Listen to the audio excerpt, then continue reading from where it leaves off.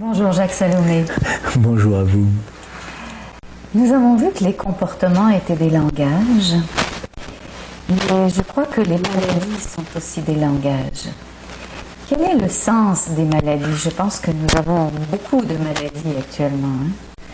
Quel est le sens de la maladie? Moi je crois que les maladies, d'ailleurs le mot le dit, maladie, maladir. Je crois que les maladies, quelle que soit leur origine, c'est-à-dire l'élément déclencheur, les maladies sont des langages métaphoriques, sont des langages symboliques, avec lesquels nous tentons de dire l'indicible ou l'insupportable.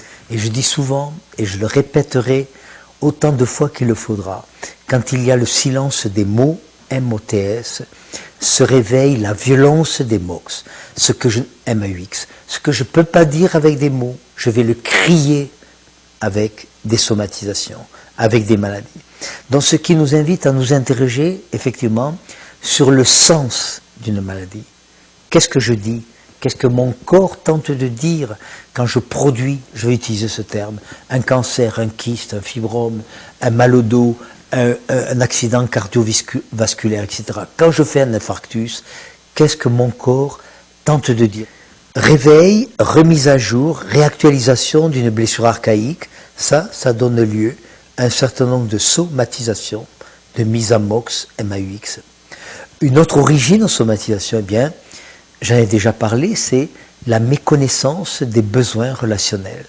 La méconnaissance ou la maltraitance des besoins relationnels. Besoin de se dire, d'être entendu, d'être reconnu, d'être valorisé, besoin d'intimité, besoin de créer, d'influencer, besoin de rêver. Donc si ça demande une écoute particulière, si j'ai un symptôme ou une maladie, d'habitude on va faire disparaître tout ça. Donc là, c'est tout un changement d'attitude. Un changement de regard, un changement d'écoute.